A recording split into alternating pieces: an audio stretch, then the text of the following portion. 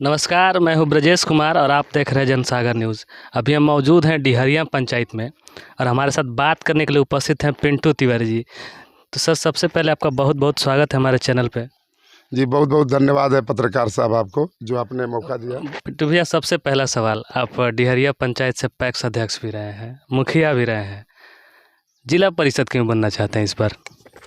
सबसे बड़ी प्रश्न ये है कि यहाँ के जब सभी जाति धर्म सभी भाई बंधु माताओं के द्वारा कहा गया, ग्राम पंचायत 6 ग्राम पंचायतों की चुनाव है और 6 पंचायतों के बीच में 59 गांव आते हैं। 59 गांव में बहुत सारे जाति के लोग रहते हैं और बहुत सारे भाई बंधु रहते हैं।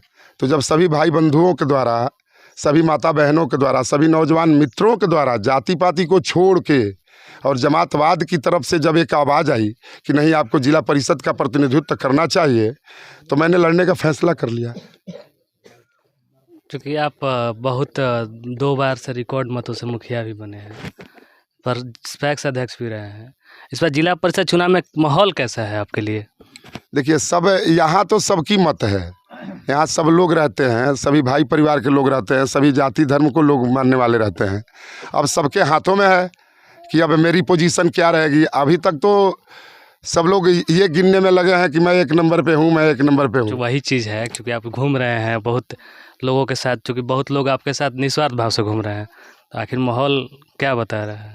माहौल तो यही है कि सभी भगवान स्वरूपी लोगों का अगर कृपा रहा तो बहुत सारे वोटों के अंतराल से हम लोग चुनाव जीतेंगे। आप इस बार 2 पदों पे चुनाव लड़ रहे हैं। एक तो कहिए कि एक मुखिया पद पे भी लड़ रहे हैं, आपके पिताजी उम्मीदवार हैं, और जिला परिषद पर पत्नी उम्मीदवार हैं। आपका मुख्य फोकस किस पद पे है? देखिए, सबसे बड़ी चीज़ है कि पहले तो हम पिता के धर्म को निभाएंगे और साथ में मेरी अगर धर्म पत्नी है तो मैं लोगों से अपील करूंगा, चूँकि 59 गांव आते हैं, हमारे ग्राम पंचायत में सिर्फ 16 गांव हैं। 16 गांव के बाद 43 गांव बाहर से आते हैं। तो वहाँ बहुत सारे लोगों से मेरी अपील है, बहुत सारे लोगों के बीच में मैं गया हूँ, बहुत सारे घर के बीच में मैं गया हूँ, सबका मैं बेटा हूँ, मैं नेता नहीं हूँ। तो हमें उम्मीद है कि हम बाहर से तो जीत के आएँगे ही आएँगे, और ख़ास करके यहाँ टेम्पू छाप हमारे पिताजी को मिला है, श्री दशरथ नारायण तिवारी जी को। तो हम अगर पंचायत में 5 साल 15 सालों तक लगातार प्रतिनिधित्व किए हैं, हमने कभी किसी से घूस लेने का काम नहीं किया है, हमने धर्म क्षेत्र में विकास कराने का काम किया है, सब मेरे भाई परिवार हैं, सबके बीच में रहने का काम करता हूँ। तो फिर उम्मीद ये व्यक्त की जा रही है कि अगर यहाँ के लोग, यहाँ के यदुवंशी समाज जो भगवान कृष्ण के परिवार के लोग हैं, अगर यहाँ के हरिजन भाई परिवार, पासवान बिरादरी के लोग, जिस जाति में लोग मुखिया के चुनाव नहीं लड़ रहे हैं, अगर बहुत सारे जाति के लोग अगर लग करके चाहेंगे तो ज़रूर अगली बार टेम्पू यहाँ फिर से चुनाव जीतेगा। और चूँकि अब जिला परिषद चुनाव बहुत ज़ोर शोर से लड़ रहे हैं, ऐसा कौन सा ऐसा काम होगा जो आप चुनाव जीतने के बाद सबसे पहले करने का कोशिश करेंगे? सबसे पहले तो देखिए, हम थोड़ा धर्म से ज़्यादा जुड़ने वाले लोग हैं। सबसे पहले तो हम देवालय का विकास कराएंगे, बाद में जितने भी त्रुटि हुई है काम में, बहुत सारे जगहों पे गली नली नहीं बना है, उसका विकास कराने का काम करेंगे। बहुत सारे विद्यालय में शिक्षा की व्यवस्था की बहुत सारी परेशानियों को आदमी देख रहा है कि ये सारी व्यवस्थाएं गड़बड़ चल रही है, तो उसको हम आदरणीय जिला पदाधिकारी महोदय से, वरीय पदाधिकारी महोदय से, राज्य मंत्री तक पहुंचाने का काम करेंगे। और साथ में मेरी पहली प्राथमिकता ये रहेगी कि जिला परिषद उत्तरी बनने के बाद एक चेनारी उत्तरी जिला परिषद का अपना एम्बुलेंस व्यवस्था हो, जिससे हर रोगी को कभी भी कोई परेशानी हो, स्वास्थ्य की सुविधा के लिए उनको वहाँ कहीं सेवा दिया जा सके। क्योंकि हर कोई जब चुनाव लड़ता है तो पिछले वाले की कमियां निकालते हैं। हम भी आपसे जानना चाहेंगे कि पिछले वाले जिला परिषद में क्या कमी रह गई है? देखिए पत्रकार साहब, एक कहावत है कि बीती हुई बात को अक्सर हिजड़े याद करते हैं, मर्द हमेशा आगे की सोचता है। तो हम अगले कड़ी में हम किसी की शिकवा शिकायत करने नहीं आए हैं, हम अपना मांग रहे हैं, और हम वैसे लोगों से मांग रहे हैं जिनके परिवार के बीच से कोई लड़ा नहीं है। और सबका मत है, अगर सब लोग देते हैं तो एक बार ज़रूर, चूँकि जनरल सीट है, आखिरी बार जनरल बचा है, चेनारी उत्तरी महिला का जो सीट है आखिरी जनरल है। तो जितने भी लोग हैं, अगर जो लोग जातिवाद को नहीं मानते हैं, जमातवाद को मानते हैं, वह यह मानते हैं कि मनुष्य एक सामाजिक प्राणी है, तो वह लोग अगर बेशक पसंद करके हमको वोट देने का काम करते हैं, रेल छाप मिला है, तो उनका बहुत बहुत अभिनंदन, स्वागत है। आप जब क्षेत्र में जा रहे हैं, किन किन मुद्दों पर लोगों से वोट मांग रहे हैं? हमारा पहला मुद्दा यही है कि आप एक बार व्यक्तित्व पे वोट दीजिए, किसी को एक नेता बनाइए, ऐसा नेता जो आपके घर घर का बेटा हो, आपके साथ काम करने की क्षमता रखता हो, जिसके चरित्र में कोई दाग ना हो। और सबसे बड़ी चीज़ है कि हम लोग मुखिया है 15 सालों से, पैक्स अध्यक्ष भी हैं, हम हमेशा गरीब गुरबों के बीच में रहते हैं, लेकिन वरीय पदाधिकारी लोगों के द्वारा यहाँ कुछ राजनीति के षड्यंत्र के द्वारा हमको तो अभी गुंडा एक्ट लगवा दिया गया है। तो सुन रहे थे कि आपके ऊपर एक नोटिस आया है जिसमें गुंडा एक्ट, आखिर क्यों लगाया गया, किसके द्वारा ये किया गया है? देखिए, हम उस देश के निवासी हैं जिस देश में सदियों से गंगा बहती है। गंगा भी है, नर्मदा भी है, कावेरी और मंदाकिनी, ब्रह्मपुत्रा, बहुत सारी नदियों का संगम मेरा देश। प्रयागराज जैसे हैं, बहुत सारे धर्म क्षेत्रों का संगम है। हम लोग वंदे मातरम कहते हैं और भारत माता की जय कहते हैं। अगर यहाँ संविधान का कानून दो तरह से लागू होता है, एक सज्जन व्यक्ति को, एक मुखिया को, एक अच्छे नौजवान को जो राजनीति करने में सक्रिय है, गुंडा कह दिया, अगर उसको गुंडा कह दिया जाए तो ये सरकार की मनहानि है, यहाँ की कानून व्यवस्था की मनहानि है, न कि मेरी मनहानि है महाराज। आप उसको कैसे देखते हैं, जो वो आपके ऊपर जो नोटिस आया, कैसे उसको, क्या किस नजर से सरकार, हम तो सुदामा के परिवार हैं, हम तो ब्राह्मण हैं। अगर लोग हमको कहते हैं कि गुंडा है, तो यहाँ बहुत सारे जाति के लोग हैं ना, हमारे पंचायत के लोग हैं। लोग कहते हैं कि आप बूथ लुटवा लेंगे, हमको इस गांव में 20 वोट मिलता है, फिर भी यहाँ अभी 100 लोग खड़े हैं, क्योंकि हम सबसे प्रेम करते हैं, हम अपनी अपील कहते हैं। लोगों को मत देना नहीं देना ये इनका काम है।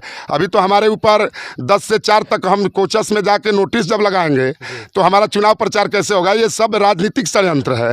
राजनीतिक आपको फंसाया जा रहा है ताकि आप चुनाव से बाहर हो जी, हमको इसलिए फंसाया जा रहा है कि ये बाहर चले जाएंगे, चुनाव हार जाएंगे। बहुत सारे एक एमएलए लगे हुए हैं, बहुत सारे यहाँ के राजनीति के लोग लगे हुए हैं, बहुत सारे धन पशु लगे हुए हैं, जिसके बीच में हमारी कानून व्यवस्था भी थोड़ी सी लचर नजर आ रही है।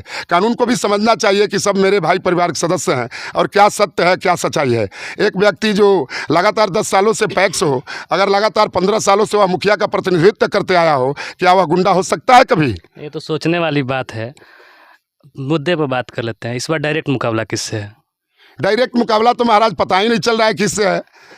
7-8 कैंडिडेट होंगे जिला परिषद में, उम्मीद है कि आपका मुकाबला डायरेक्ट किससे है? देखिए, यहाँ तो मुकाबला होने की उम्मीद अगर लगती है तो हमारे सलामत काका हैं, पुराने नेता हैं, इस चनारी उत्तरी से एक बार जिला पार्षद रह चुके हैं, उनको 12,172 वोट मिला है। तो ऐसा आसार व्यक्त किया जाता है कि थोड़े ज़्यादा बुद्धिजीवी है, इसलिए हो सकती है उनकी हमारी लड़ाई हो जाए। ऐसे तो आगे इंद्रजीत भाई यहाँ के हमारे पार्षद हैं, वर्तमान भी पार्षद हैं, चंदन भाई हैं। तो ये सारे लोग, हम लोग लड़ाई के मैदान में एक साथ चलने का काम कर रहे हैं। पिंटू तिवारी का बोलबाला कुछ ज़्यादा दिख रहा है, लेकिन पिंटू तिवारी का मुकाबला किससे है? महादेव का मुकाबला, महादेव का अगर आशीर्वाद रहा, महाकाल का आशीर्वाद रहा, यहाँ लोगों का आशीर्वाद रहा, तो मुकाबला रहेगा ही नहीं। तो मुकाबले से बाहर है सभी लगते हैं। अभी तक तो देखने के बाद पता चलता है कि मुकाबले से बाहर हैं, आगे कल क्या होगी पता नहीं। अब मैं आपसे एक बार थोड़ा सा फिर मिलेंगे, लेकिन यहाँ जो लोग आपके पीछे बैठे हैं, हम उन लोगों से भी जानना चाहते हैं कि आखिर माहौल क्या है। गुंडा विशेष पूछा। चाचा, क्या माहौल बा आपकी बार?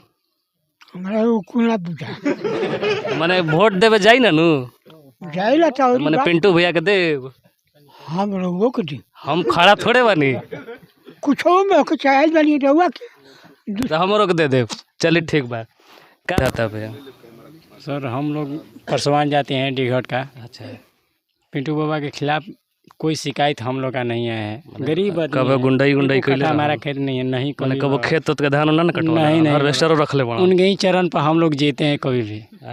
मैंने जेसीबी वो भी रख ले बड़ा तक खाना ना ले होना हर। नहीं सर, मैंने नोटिस आइल बा एगो रउआ सब के क्षेत्र से। सर हम लोग का यही ध्यान है। रउआ का कहता नहीं भैया, कबे ले बड़ा ध्यान से सुनत नहीं, का लागत है आपकी बार? अरे पिंटू बाबा नियन तेने आदमी कोई नहीं के पंचायत के हमनी के अंदर में थी। लोग गुंडा कहता है। अरे गुंडा कहे वाला खातिर मुँह छेकल बा। तो मैंने आपकी बार रिकॉर्ड तोड़ देब जाना, हाँ टूट जाई, पूरा फूल बहुमत से जीता होता बढ़िया से है। बढ़िया सर। चलिए,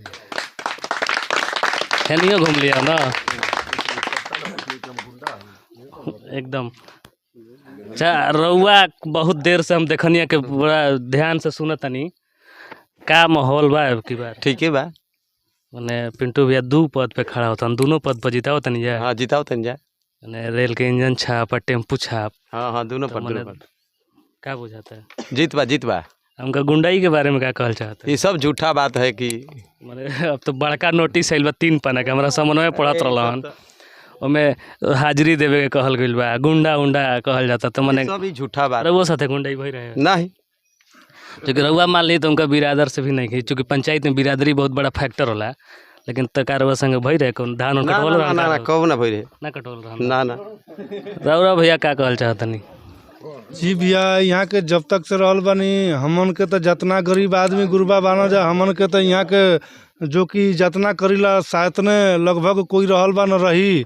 हमन के ई जितना भी बा ई जो भी बा यहाँ के ऊपर षड्यंत्र रचल जाता कि ताकि यहाँ के चुनाव हार जी मेन तो ई षड्यंत्र रचल जाता पिंटू तिवारी जी के गुंडा एक्ट लगावे खातिर। लोग तो भैया रुआ के गुंडा नहीं कह तो फिर नोटिसवा काहे कहे लगता है? ये भैया ये तो अब थाना पुलिस के काम बा। हमारे इधर तो बहुत ईमानदार दरोगा बा राकेश बाबू, बड़ा ईमानदार है। नहीं हमने के तो सुनी ले जाके बहुत ईमानदार है, निहायत अच्छे हैं। अब उनके राज में भी अगर हम जैसे नौजवान के ऊपर यहाँ से गुंडा एक्ट के लिए अगर नोटिस कर दिया जा रहा है तो हम लोग क्या कहेंगे? हम लोग तो थाना के अधीन है। अगर हम लोग कुछ बोलते भी हैं तो हो सकता है कल दिन कोई औजार हथियार डाल के हम ही को गुंडा साबित कर दिया जाए। है ना, गुंडा एक्ट तो मान लीजिए आपका नोटिस कर रहा है, कुछ यहाँ के जो बड़े बड़े नेता हैं आपको भ्रष्टाचारी भी कर रहे हैं, इस पर क्या कहना चाहेंगे? हम तो कह रहे हैं कि कौन किसको क्या कहता है। भागवत में भगवान कृष्ण कह रहे हैं कि अपना खाकर अगर दूसरे का बुराई कोई करता है तो उससे ज़्यादा मूर्ख तो कोई है ही नहीं। वह सारे उस व्यक्ति के पापों का भागीदार स्वयं बन जाता है और अपना पुण्य दान कर देता है। हम केदारनाथ बद्रीनाथ जाने वाले शख्स हैं, हमने ज़िंदगी में कभी किसी के साथ कभी गलत नहीं किया है। अगर लोग ये समझते हैं, मेरे समाज के भी बहुत सारे लोग हैं ब्राह्मण जाति से भी जो मुझे गुंडा बनाना चाहते हैं और गुंडा साबित करना चाहते हैं। उसके बाद बहुत सारे लोग हैं जिनके द्वारा ये साजिश रच के गुंडा की नोटिस की गई है। तो हम तो यहाँ के आदरणीय जिला पदाधिकारी महोदय से अपील करेंगे, जो निहायत ही अच्छे व्यक्ति हैं, हम लोग सुनते हैं, हम लोग को भाई डर लगता है, प्रतिनिधि हैं, वो बड़े पदाधिकारी है, तो हम लोग सिर्फ अपील कर सकते हैं। थाना प्रभारी महोदय से भी अपील कर सकते हैं, आदरणीय अपने पुलिस अधीक्षक महोदय से अपील कर सकते हैं और यहाँ के राज्य के मुख्यमंत्री महोदय से अपील करना चाहेंगे कि हम लोगों के साथ राज्य में हम जैसे नौजवानों के साथ जो नेता हैं, जो बेटा है घर घर का, जो मुखिया बनता है लगातार 15 सालों से, उसके साथ अगर ऐसी अन्याय हो रही है सरकार में, हमारे जदयू और भाजपा की सरकार में, तो ये काम सत्य नहीं है। अच्छा, आखिरी सवाल मुखिया जी, आने वाले चुनाव में अपने पंचायत के, अपने क्षेत्र के जनता के लिए आप क्या संदेश देना चाहेंगे? हम तो यही कहना चाहेंगे कि बहुत सारा गलती हमसे अगर हुआ भी है, बहुत जगहों पे मैंने विकास करने का काम किया है। बहुत लंबा पंचायत है, 16 गांव था। जब से वार्ड क्रियावरण समिति का गठन हो गया है तब से वार्ड मेंबर के द्वारा विकास कराया जा रहा है।